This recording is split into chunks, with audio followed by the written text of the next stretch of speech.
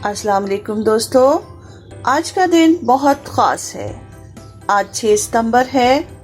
پاکستان میں جب بھی ستمبر کا مہینہ آتا ہے ہمیں یاد آ جاتا ہے کہ انڈیا نے پاکستان کی سرزمین پر حملہ کیا تھا اور یہ کوشش کی تھی کہ پاکستان پر قبضہ کر لے اور اسے واپس اپنے ساتھ ملا لے، لیکن وہ اپنے ناپاک ارادوں میں کامیاب نہ ہو سکا۔ دشمن نے رات کے وقت حملہ کیا اور وہ اندھیرے کا فائدہ اٹھا کر کامیابی حاصل کرنا چاہتا تھا، لیکن پاک فوج جاگ رہی تھی۔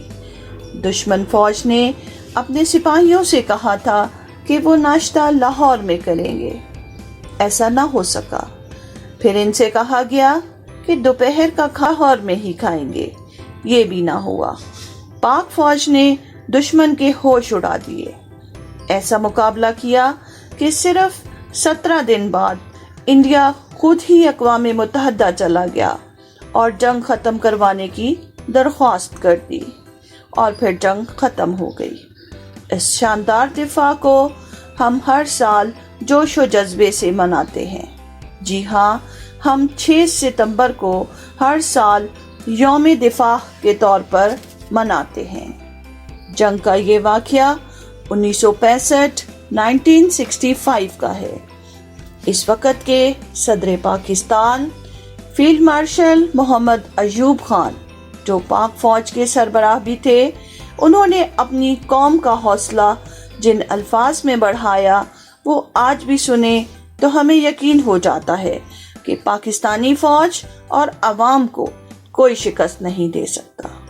جنرل ایوب خان نے ریڈیو پاکستان پر جن الفاظ میں اعلان کیا وہ یہ تھے: میرے عزیز ہم وطنوں، 10 کروڑ پاکستانیوں کے امتحان کا وقت آن پہنچا ہے۔ دشمن نے آج صبح ہم پر حملہ کر دیا ہے۔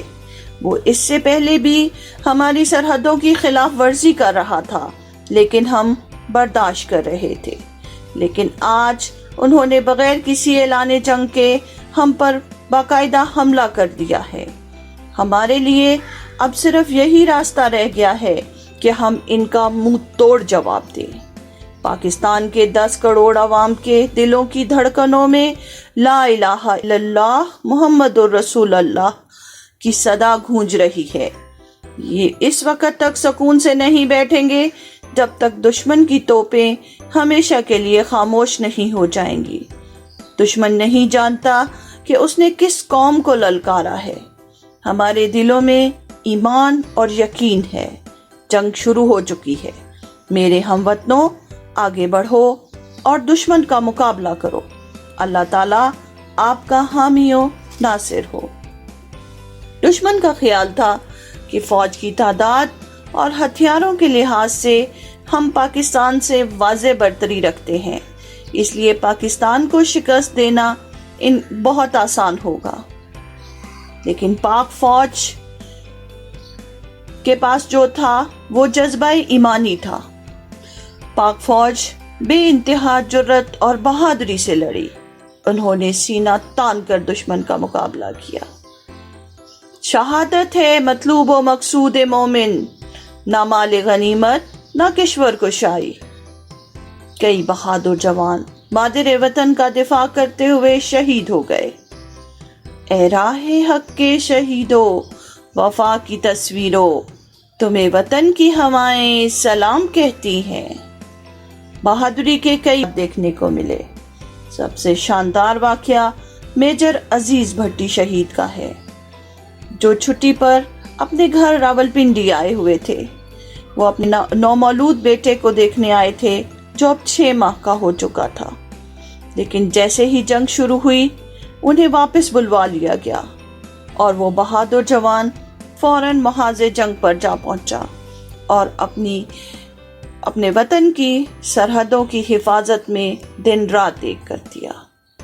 آپ نے دشمن کے کئی ٹینک نشانہ لے کر تباہ کروائے۔ وہ 6 دن اور رات مسلسل جاگ کر اپنے فرض کی ادائیگی کرتے رہے اور آخر کار 12 ستمبر 1965 کو دشمن کے خطرناک حملے کا مقابلہ کرتے ہوئے شہید ہو گئے۔ آپ اپنے ساتھیوں کے منع کرنے کے باوجود اپنے مورچے سے باہر آ گئے۔ وہ بلندی پر کھڑے ہو کر دشمن کو واضح طور پر دیکھنا چاہتے تھے۔